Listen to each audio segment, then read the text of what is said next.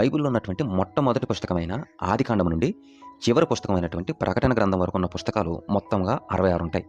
ఈ 66 పుస్తకాలను 2 భాగాలుగా విభజించడం జరిగింది. మొదటి భాగాన్ని పాత నిబంధన అని, రెండో భాగాన్ని కొత్త నిబంధన అని పిలుస్తారు. పాత నిబంధనలో ఆదికాండం మొదలుకొని చివరగా ఉన్నటువంటి మలాకీ గ్రంథం వరకు మొత్తంగా 39 పుస్తకాలు ఉంటాయి.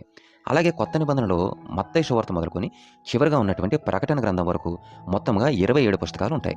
పాత నిబంధనలో ఉన్నటువంటి మొదటి 5 పుస్తకాలు ఆదికాండం మొదలుకొని ద్వితీయోపదేశ కాండం వరకు ఉన్నటువంటి 5 పుస్తకాలను మోషే ధర్మశాస్త్రము లేదా పంచకాండములు లేదా తోరా అని పిలుస్తారు.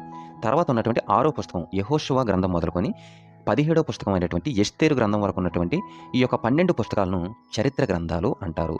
తర్వాత ఉన్నటువంటి 18వ పుస్తకం యోబు గ్రంథం మొదలుకొని 22వ పుస్తకం పరమగీతముల వరకు ఉన్నటువంటి ఈ 5 పుస్తకాలను పద్య గ్రంథాలు లేదా కావ్య గ్రంథాలు అంటారు. తర్వాత ఉన్నటువంటి 23వ పుస్తకం యెషయా గ్రంథం నుండి 39వ పుస్తకం మలాకీ గ్రంథం వరకు ఉన్నటువంటి ఈ యొక్క 17 పుస్తకాలను ప్రవక్తల గ్రంథాలు అంటారు. తర్వాత కొత్త నిబంధనకు వచ్చేసరికి మొదటి 4 పుస్తకాలను సువార్తలు అంటారు. ఈ యొక్క సువార్తలు యేసుక్రీస్తు వారి యొక్క జననము, మరణము, సమాధి, పునరుద్ధానం గురించి తెలియజేస్తాయి. తర్వాత ఉన్నటువంటి 5వ పుస్తకం అపోస్తలుల కార్యములు.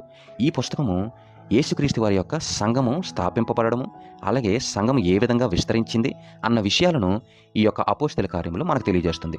తర్వాత ఉన్నటువంటి 6వ పుస్తకము రోమియోలకు రాసినటువంటి పత్రిక మొదలుకొని 26వ పుస్తకమైనటువంటి యోధా పత్రిక వరకు ఉన్నటువంటి ఈ పుస్తకాలన్నింటినీ కూడా పత్రికలు అంటారు. ఇవి మొత్తంగా 21 ఉంటాయి. అయితే ఈ 21 పత్రికలలో మొదటి 14 పత్రికలు అవి మొదటిగా 6వ పుస్తకమైనటువంటి రోమియోలకు రాసినటువంటి పత్రిక నుంచి హెబ్రీయులకు రాసినటువంటి పత్రిక వరకు ఈ 14 పత్రికలను సంఘ పత్రికలు అంటారు. ఎందుకంటే అపోస్తలుడైన పౌలు గారు ఈ పత్రికలన్నింటినీ సంఘాలను ఉద్దేశించి రాశారు కాబట్టి ఈ 14 పత్రికలను సంఘ పత్రికలు అని అంటారు.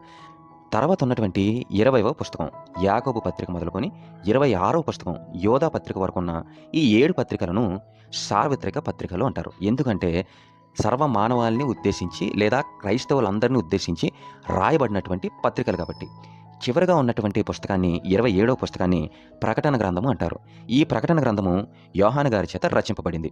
ఈ ప్రకటన గ్రంథములో దేవుని యొక్క రాజ్యమును గురించినటువంటి మర్మములు, అలాగే యేసుక్రీస్తు వారి రెండవ రాకడ లేదా అంత్య దినాలలో జరగబోయేటటువంటి సంఘటనలు, అలాగే దేవుని యొక్క శిక్షలు, దేవుని యొక్క తీర్పుల గురించి ఈ యొక్క ప్రకటన గ్రంథం మనకి తెలియజేస్తుంది. ఈ యొక్క ఇన్ఫర్మేషన్ మీకు నచ్చినట్టయితే మన ఛానల్ సబ్స్క్రైబ్ చేసుకోండి. ఈ వీడియోని లైక్ చేసి అనేకులకు షేర్ చేయండి. Thank you.